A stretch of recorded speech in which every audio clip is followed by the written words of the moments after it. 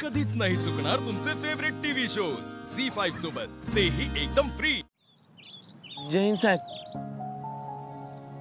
चला चला पुढे। काय बघू पुढे येऊन चिंचुके? अहो ही आपली ड्युटी आहे आणि पुढची ऑर्डर तुम्हाला द्याव्या लागणार आहे। कसली परीक्षा आहे माझी चिंचुके? माझ्या बायकोच्या ऍक्सिडेंटच्या पंचनाम्याची ऑर्डर मीच देऊ मी ऑर्डर?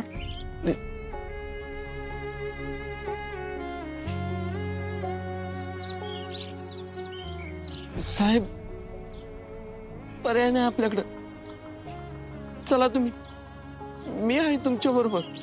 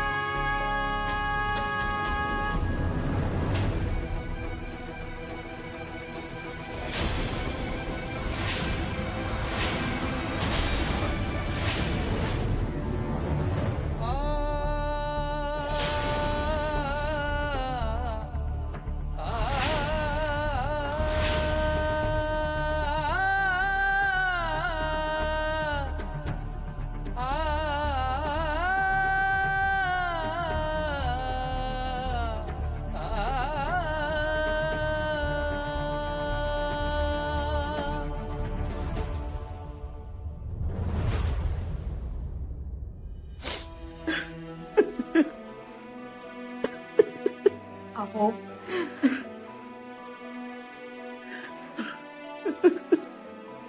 अहो तुम्ही शांत व्हा ना जरा। रुपाली, आपल्याच वाट्याला का ग येतं हे सगळं? अपर्णा गेली नाही पटत आहे मला, कसं मान्य करू हे? हे बघा, आपल्याला पटत नसलं ना तरी मान्य करावं लागणार आहे। काळजावर दगड ठेवून का होईना हे मान्य करावं लागणार आहे आपल्याला। नाही रुपाली, अपर्णानं या घराला प्रेम शिकवलं। आयुष्य जगताना अडचणी येतात, पण त्याच्यावर मात करून पुढे जायला हवं, ही गोष्ट तिनं मला शिकवली।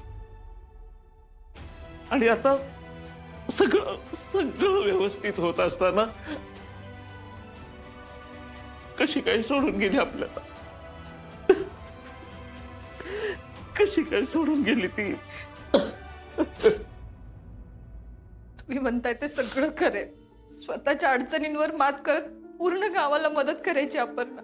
रुपाली, खूप प्रतिकूल परिस्थितीतून अपर्णानं तिचं करिअर केलं। अगं, तिच्याकडे पाहून आज गावातली कित्येक मुलं मुली स्वतःचं करिअर घडवण्याचा प्रयत्न करतायत। अहो मला आता ना बापू, अमोल आणि दीपकची जास्त काळजी वाटायला लागली। कसे बाहेर येतील या सगळ्यातून ते? नाही रुपाली, अपर्णामुळे निर्माण झालेली पोकळी नाही भरून निघू शकत। बापू आणि दीपकना तर हे मान्य करणंच अवघड जाणार आहे। आणि या घरात आनंद निर्माण कसं होणार परत? नाही कळत आहे मला, नाही कळत आहे।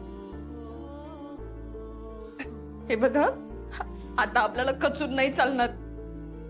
हो, आपल्याला सगळ्यांना आधार द्यायला लागणार आहे। नाही जमणार आहे मला, नाही जमणार। प्रत्येक प्रतिकूल परिस्थितीत समजूतदारपणे वागायला मी देव नाहीये, माणूस आहे ग मी।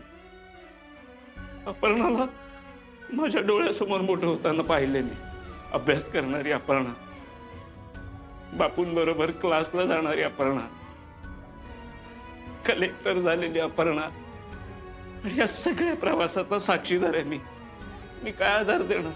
अहो मला सगळं कळतंय, पण नाही रुपाली, मी नाही आता कोणाला समजावू शकत। अपर्णाचा माझ्या आयुष्यात खूप मोठा वाटा आहे।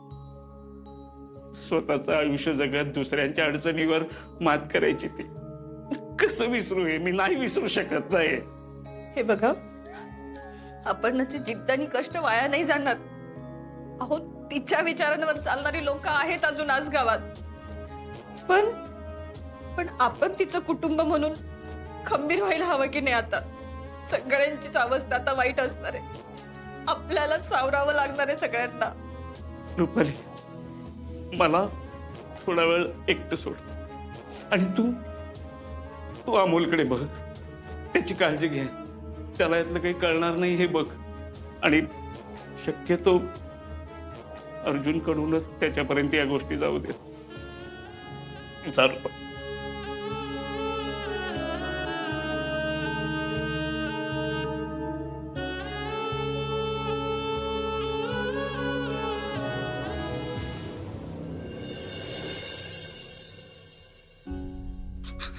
अहो, तुम्ही एवढा त्रास नका ना करून घेऊ प्लीज. हे बघा, लगेच अशी आशा सोडून नाही चालणार. आणि अर्जुन दादा सुद्धा अजून आलेले नाहीयेत. मोना ग, दिदीचा भाव आहे ग मी. तरी पण आजपर्यंत तीच माझी काळजी घेत आल्या. माझ्या वाट्याला आलेल्या सगळ्या अडचणी तिने स्वतःवर घेतलेत. अहो, ती बातमी वंसन बद्दल असू नसो, पण अपघात झालेल्या जवळपासच्या भागात हे असं काहीतरी सापडणं म्हणजे वंस आपल्यात नसण्याची शक्यता वाढल्यासारखं आहे. हो, अगं, म्हणून तर दिदी परत येणार नाही अशी एक पण आशा दिसणं झाल्या आता मला. मला फक्त दिदीच्या आठवणी दिसू लागलेत समोर. अहो, हे बघा, लगेच आपण हे सगळं ठरवायला नको ना प्लीज. नाही मोना, खोट्या आशेवर जगून काहीच फायदा नाही आता. गेले 8 दिवस झाला आपण सगळे दिदीची वाट बघतोय. अहो, जोपर्यंत ही बातमी ऐकली नव्हती ना, तोपर्यंत मला असं वाटायचं की माणसं नक्की माघारी येतील. पण ही बातमी ऐकल्यापासून ना मला काहीच सुचेना. हो, मोना, मी बापूंना भेटतो. बापूंना भेटलं पाहिजे. अहो, ऐका माझं. हे बघा, तुम्ही नका जाऊ, थांबा. हे बघा, मोना, माझा हात सोड. मला अहो, बापूंना ऐका भेटलं- प्लीज. मला बापूंना भेटलं पाहिजे. ऐका ना प्लीज. हे बघा, बापूंशी तुम्ही आता काहीच बोलू नका. त्यांना एकटं सोडा. मोना अगं, पण हे बघा, तुम्ही निवंस त्याच्या खूप जवळचे आहात. आणि बापूनी तुम्हाला असं पाहिलं ना तर ते अजून मोडून पडतील. त्यापेक्षा त्यांना एकटं राहून या सगळ्या गोष्टी पचवू द्यात. वंसांनी हे घर पहिल्यापासून खूप मनापासून जपलं होतं. पण या घरात त्यांच्या जाण्याची बातमी आहे असं मला कधीच वाटलं नव्हतं. मोना, दीदी येईल का ग परत? तुम्ही हे काय बोलताय?